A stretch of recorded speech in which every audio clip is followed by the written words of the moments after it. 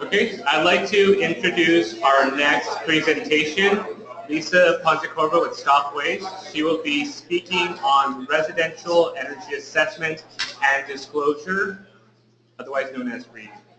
Thank you, Lisa. Thank you, Edgar, and thank you all for coming and for inviting me, and special thanks to Peter and Abby. Your presentations were really interesting and really provided a nice foundation to build on now, because I will be making the transition to focus a little bit more on the ground practical policy options for jurisdictions who are considering residential energy efficiency policies and some practical tools to support those efforts. So here's a little roadmap. We'll be focusing just on the residential sector, and I don't know, there'll maybe other opportunities to talk commercial, but this will just target residential, and we'll look at some policy options and introduce a new tool that's been developed by the Department of Energy called Home Energy Score, and then look at how it's been implemented here in the Bay Area through the Berkeley BISO ordinance, and some regional support that is happening for these efforts, and how we might scale them up with Bay Rent support throughout the Bay Area.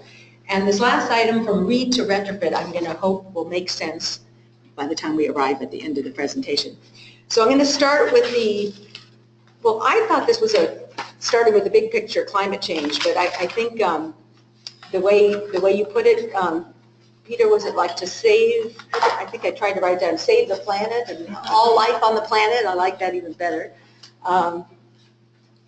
So as we've talked about a few times, there's mandates at the state level, and I won't repeat them since we've just talked about them, but the California Energy Efficiency Plan all the way down to our local climate action plans all are looking at pretty deep reductions in carbon emissions. And I think Abby had said there's 60 local climate action plans, and we're trying to double the rate of efficiency of existing buildings. And so there's a huge opportunity in the residential sector. Why residential? Well, 18% of our, at least according to some ways of slicing and dicing, 18% of greenhouse gas emissions are generated in the residential sector, and 2/3 of our 9 million single-family homes were built before 1982.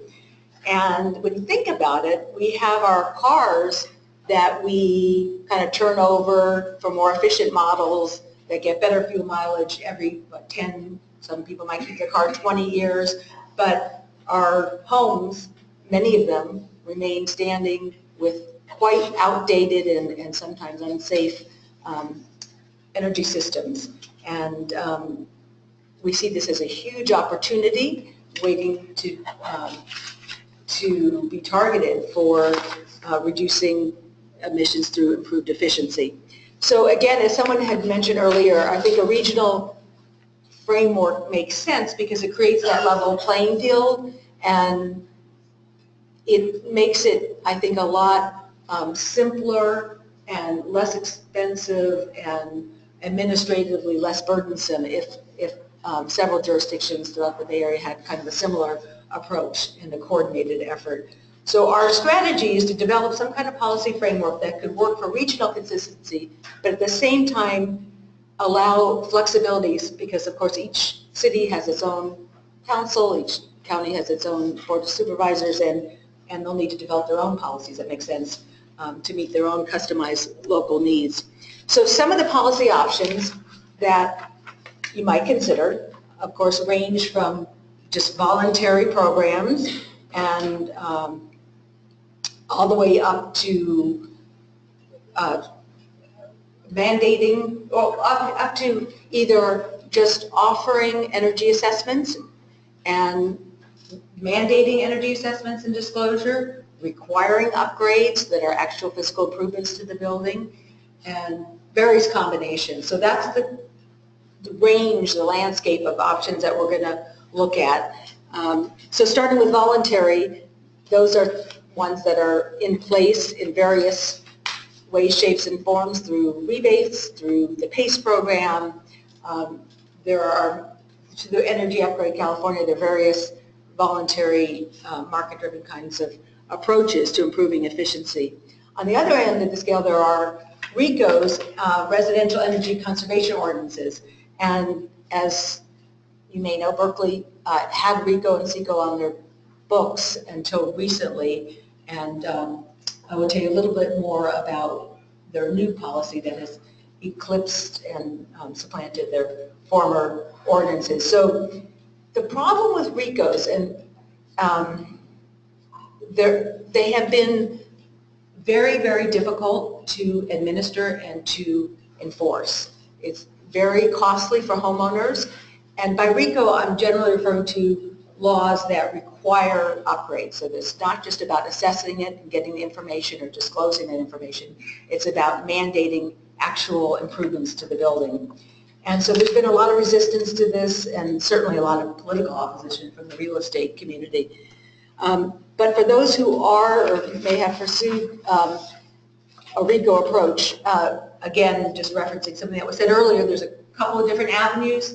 There's the prescriptive path, which is generally more typical of older RECOs, and those lists that require checklist of measures. And one of the problems with that kind of well-defined pathway is that it can really lag behind the energy code and behind innovation, and not really fit with a customized particular need of a particular building. So performance approach is, again, I think Peter had said, it's setting the goal, and we don't care how you get there as long as you cross the finish line and meet that standard. So those are a couple of different approaches.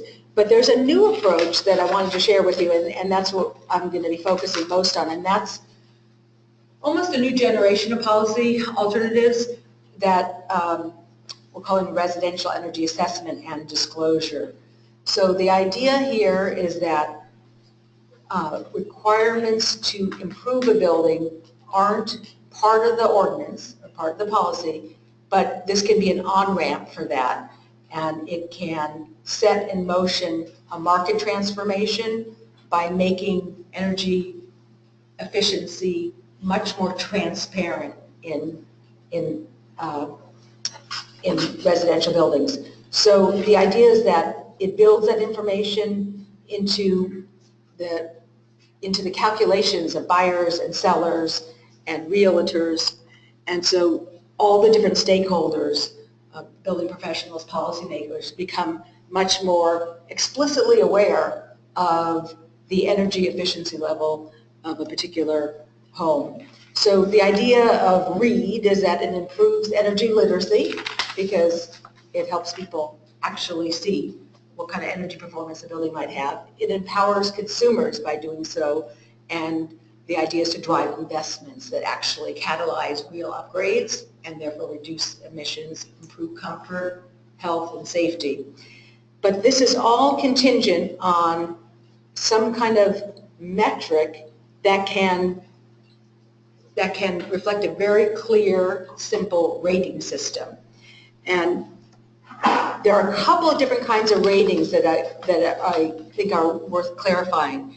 Because if you hear about ratings for buildings, and many of you are already familiar with this, so just very quickly, there's operational ratings. So that has much more to do with the occupant, as it sounds like, and how the behavior of a building's occupant affects the amount, say, on your PG&E bill. And an asset rating is quite different. It describes the attributes of the building, the actual physical characteristics that's not calibrated to the use of the individual who's occupying the home. So I like to liken this to a miles per gallon kind of label, because ultimately what we're getting to is a special green building label for a home that's not dissimilar to a miles per gallon label on your car or a nutrition label on your food. So when you're buying a car, it's unlikely you're not going to compare them and say, oh, this one gets 50 miles an hour, this one only gets 10, right? But when you buy a home, you don't really have any idea whether your home is a Prius or is it a Hummer, and where does it fit in? We don't have those tools yet. So in comes the home energy score. So this is relatively new. It's just been piloted over the last few years by the U.S. Department of Energy, and it rates a home on a scale of 1 to 10. And just like miles per gallon, you want higher, the higher the number, the more efficient. So 10 represents the most efficient and 1 the least efficient. And perhaps similarly also to the miles per gallon, they always have that caveat that fuel mileage may vary, and your fuel mileage in your home might vary depending on your occupancy, but yet there's a structural kind of information that you can get that's reliable, that compares the basic characteristics of your home and its expected energy use. So there are 3 parts to the home energy score. There's you get the number, and that number is based on the series of home facts that are determined by an assessor, and that assessor does about an hour walkthrough through your home and then makes custom recommendations for how you can improve your score. So I was thinking about why we need this and why it's been so kind of elusive.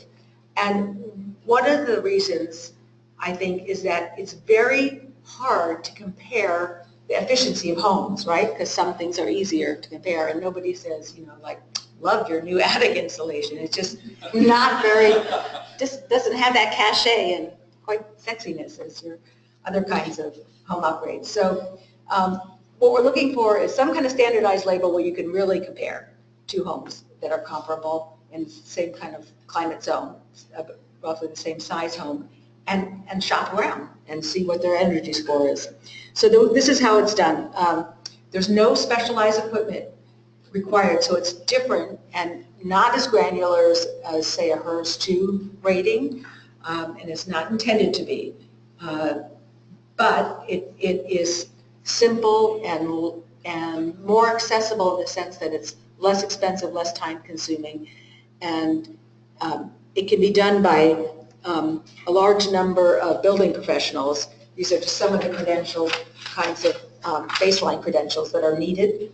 And once a building professional holds these kind of DOE recognized credentials, they go on and take an online test and a written test and work with us, and they can become a qualified home energy score assessor. But, and this is a key point, in order to assess a home, you need to work with a DOE recognized partner, and there are just a dozen or so throughout the country, and Stop Waste is, which is Alameda County and its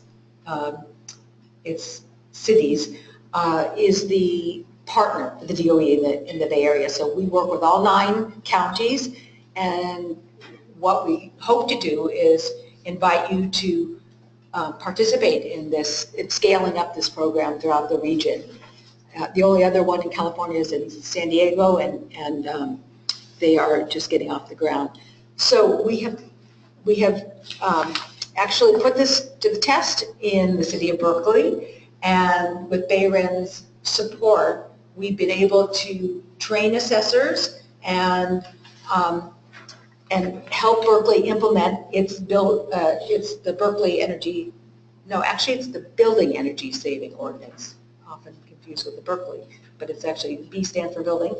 And so the BSO requires energy assessment and disclosure for every building type, commercial, industrial, large, small. One piece of it has to do with single-family residential, and that's the piece that we're partnering with the city on, because that piece requires a home energy score at the time of sale. And so it's been very interesting. We've done more than 100 assessments, and most of them have been in the city of Berkeley because it's required. And it just came into law, but there were some early adopters who were incentivized by some rebates for early compliance. And so we've been working with the home energy score in Berkeley. And I wanted to also call your attention to the fact that Berkeley's trigger for the ordinance is time of sale. But for those who are interested in mandatory policies, as you are, I'm sure, are well aware, there are a couple different options for that trigger event. So the time of sale is the most typical, but other possibilities are at the time of rental inspection, as well as at the time of building permit, and some jurisdictions are actually considering just a date certain. So, you might say, in Oakland, by the year 2020, every house will have an energy score. But there's some pluses and minuses to each approach, and the commenter who made the observation that realtors might have some resistance was right on target, because point-of-sale ordinances and can spur political opposition because there's a concern that it could hang up the transaction. But there are examples of working and engaging with realtors, and I think that's a really, really important stakeholder that really deserves a lot of effort and attention to engage, because it's going to take all stakeholders to make this happen. The other thing I'll say just very briefly is that now that we have CalGreen, the idea of having the building permit be a trigger for, say, a major renovation is not quite as compelling, because usually that kind of construction will already be required to meet a higher, greener standard. Date certain has been problematic where it's been floated, because there's not really any administrative infrastructure to say, like, one day, by this date, everybody in your town has to have an energy score. So that's hard to enforce. But I did want to also highlight this last piece, because I find it very intriguing that for time of rental inspection, there's a very interesting case study out of Boulder, where the city council in Boulder adopted something they call smart regs. And they adopted it in 2010, and they set a date, and they said that by January 1st, 2019, 100% of the rental housing, which is about half of all Boulder's housing stock, are required to meet a basic energy efficiency standard. So here we're not just talking about assessment and disclosure. We're talking about more of a RICO approach, where they're requiring the upgrades. They have a prescriptive and a performance path. And the way they enforce it is simple. If a landlord doesn't comply by that date, they lose their license, so their property is vacant. And so they've had quite a bit of success. They have it costs about $150. As of, I think the last data I have is from a few months ago, they had 11,000 rental units were evaluated, and about 8,500 of those were compliant and had upgraded. So it's just kind of an interesting case study there. So here's what we've done in the Bay Area so far. We have nine assessors, which we're proud of, but you can imagine if this were to catch fire in the Bay Area, we'd really need to work a lot on workforce development, because 9 assessors couldn't handle doing hundreds, possibly thousands of homes. But we have 9 assessors so far. They are a mix of contractors and home inspectors. Home inspectors are expressing a lot of interest in kind of layering this onto integrating it really into their business model, so that if they're out doing a home inspection anyway, there's considerable overlap with what's required to do a home energy score. So why not add another 20, 30 minutes and get the score done as well. So we've have an average score of 5, which isn't surprising because that's how the scale is calibrated. But we've had some 10s and some 1s here in the Bay Area. And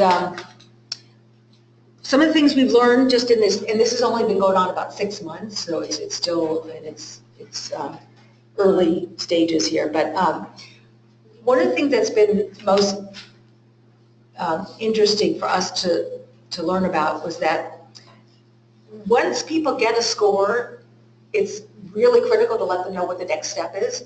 And DOE has a list of, they have a tool that generates particular recommendations, which we found weren't quite calibrated to California's energy code and our climate and so forth. So what we've done is we realized that it's really important to customize the recommendations, and that getting a score of 3 doesn't really do much, because ultimately the idea is to motivate and drive the homeowner to make the changes, and to feel like that's a very worthy investment to save on their energy bills, to protect the environment, to improve their health and comfort and safety and so forth.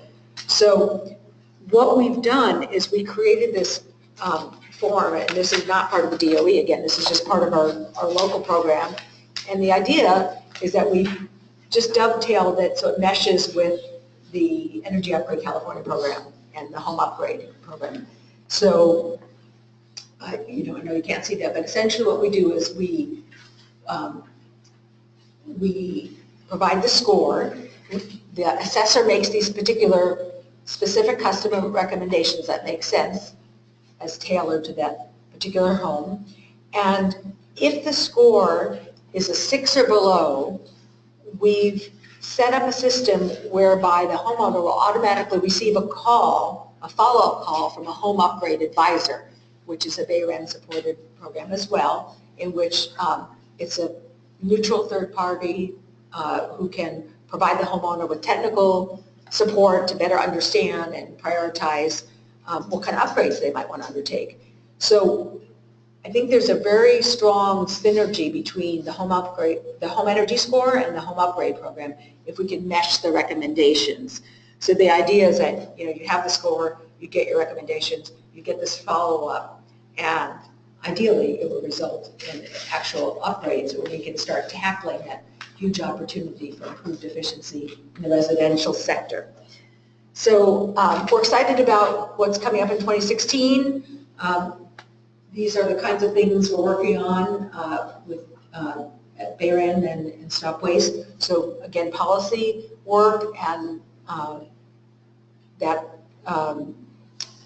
means that we are really delighted if there are ways we can provide support, answer questions, and facilitate any jurisdiction in the region who may want to pursue some kind of residential energy assessment and disclosure policy, and using the home energy score tool. And again, we're working on and can use your partnership to target assessors for recruitment, right? Because most jurisdictions have their own connections to their own contractor community and home inspectors, and we need to bring them on board and let them know about this opportunity to expand their business and to become a qualified home energy score assessor. And again, finally, to integrate with the home upgrade program. So to wrap up, this is our kind of logic model, if you will, our theory of change, where essentially once there's an assessment and a disclosure of an energy rating, the idea is that over the long term, a buyer or renter is informed and will tend to have a preference for energy efficient buildings. And the idea is that through that transparency, that increased value would be reflected in the marketplace. And once that's valued, that would further motivate owners to invest, and ultimately it's a kind of virtuous cycle that reinforces each other in a positive feedback loop. And that is what I meant by going from residential energy assessment and disclosure to actual building retrofits. So that's what I have for you, and I'd love to hear your questions. And my question for you is, how might a tool like Home Energy Score fit into your policy priorities? Do you think it could help catalyze upgrades that can really, move the needle on improving efficiency in the housing stock? If anyone's interested in finding out more, I've got some flyers. They're from the DOE. And actually, I think I might have neglected to point out that we have not only more information on the DOE website, but we've developed our own website for the Bay Area, and it's called homescoreca.org. And we're just working on it now, and in the next month or so, we're going to be improving it quite a bit. So there'll be like a portal if you're a homeowner and a portal if you're a building professional or a policymaker and so forth. So that's in development right now. So thank you very much. Oops, go back to that.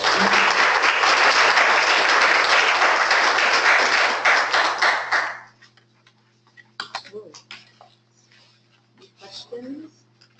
So that, not every city is as keen on mandates as the city of Berkeley. Right. And, especially considering that they've had the RICO and CECO for a number of years before the East Coast came into play. And for cities, I'm pretty much know that, but for cities like us that are not going to adopt something that is at least perceived as a threat to economic development, how can we think about ways to promote this? Again, it seems to me there's got to be some engagement with the real estate community, but what are the ways that we can promote this on a more voluntary level? Right, yeah, and certainly we have done now assessments in Solano County, in Vallejo, and in Napa, and in Oakland, and all those have been on a voluntary basis. So, and I should clarify that there's absolutely no reason why home energy score can't be rolled out on a voluntary basis. And in fact, one of the ways we'd like to kind of seed the market is by offering assessors rebates. And I think I kind of glossed over that, but that's one of the pieces that BayREN is supporting, and that is that we're offering assessors a $300 rebate for their first assessment and $150 subsequently, and now there's a new opportunity to even layer that rebate for advanced home assessment for contractors who are currently receiving advanced home upgrade incentives. So I think that is one way to start engaging assessors, and once it's kind of floated in the marketplace, the idea is that it might catch fire and that it can be an on-ramp for a mandatory policy of assessment and disclosure, and then even an assessment and disclosure could be an on-ramp for required upgrades. But as we know from Berkeley's experience in other cities, those are pretty tough to sell. So realtors generally have less of an issue with just an assessment and disclosure than they would with required actual renovation and upgrade. But we have conducted a few workshops, working groups with realtors, and we will continue to do so. And in fact, Stockways is working with a statewide green real estate working group. So I think the change is happening. I don't think there's a quick fix, but I think it seems like what may need to happen is that instead of this being seen as, maybe some additional red tape and additional time and energy on behalf of the realtor, it really is utilized as a marketing tool and a way to, promote the sale, make it happen quicker, maybe even increase the sale price of a home. Yes, that is indeed the case, and that's certainly the case, indisputably, in many other parts of the country. And Stockways actually did a study with UC Berkeley a few years back and showed that a green home sold for, I think it was 6% above the, as compared to other standard homes. And I think that's a fair argument.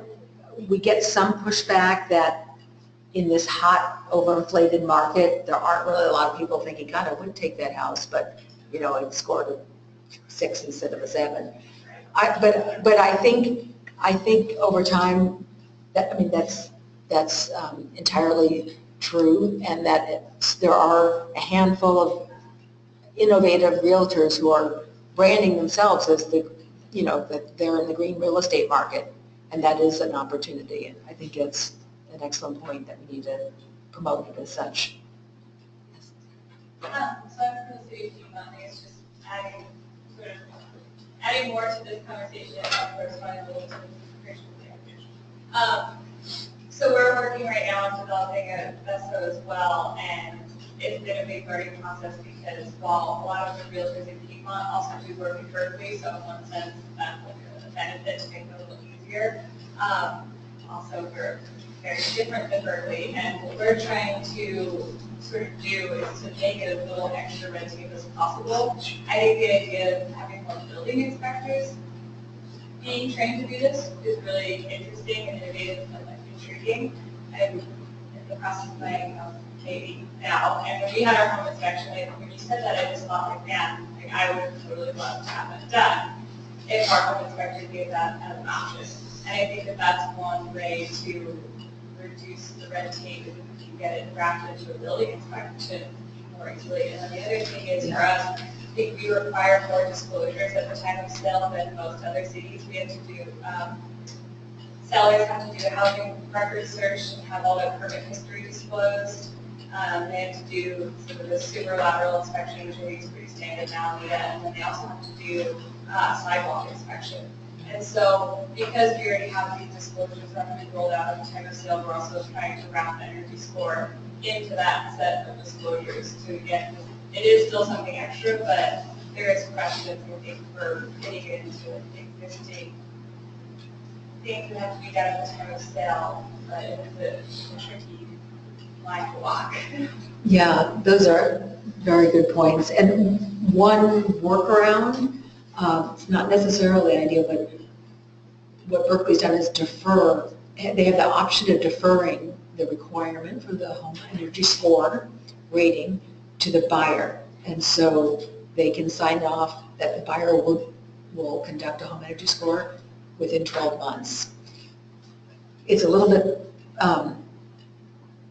tricky because we want to make sure that we follow up with the home upgrade advisors with the buyer, right, not with the sellers, because the seller's not going to be interested in making the improvement. And so it's a little bit of a logistical issue of tracking, who's the buyer, who's the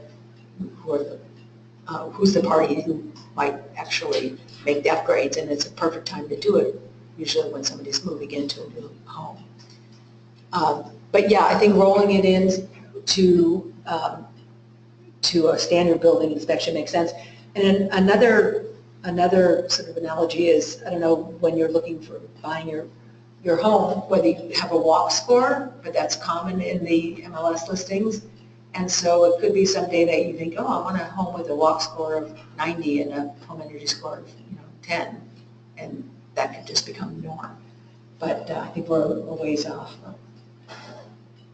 Yes? I'm curious about the role of home upgrade contractors in this. Do you see it more as a kind of like a referral lead generator, or would you have contractors be doing these reports themselves?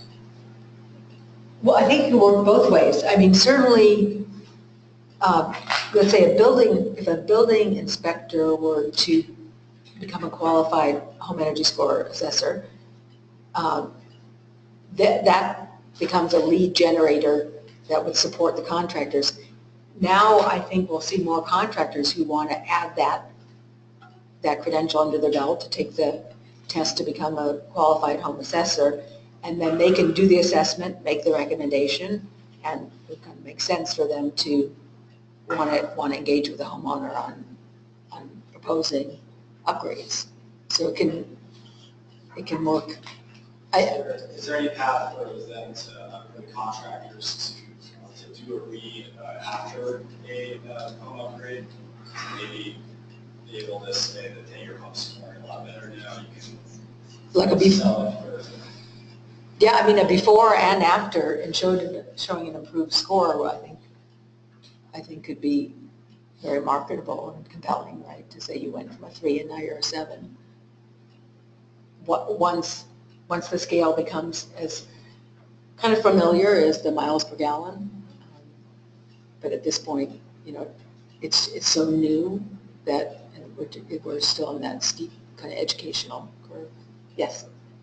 I just have a comment that we do the home energy score program, and we're in California to share the home energy scores so that the home upgrade advisor will reach out to any homeowner that receives score 6 or under. So they will reach out and say, hey, you received this score, now what? Let's talk about your potential rebate options to do these upgrades at your house. And because we do have energy upgrade California contractors qualified as home energy score assessors. They can also be the contractors who perform these upgrades and working with homeowners. They already know, they did the walkthrough of the house, they know the conditions and what they think they should upgrade. So that's one way for contractors to get more involved and do not only the home energy score assessment, but also the upgrades. Yeah, thanks, Lauren. And Lauren and BKI are really key members of our team in being on the ground with the contractors. The DOE has pretty strict requirements and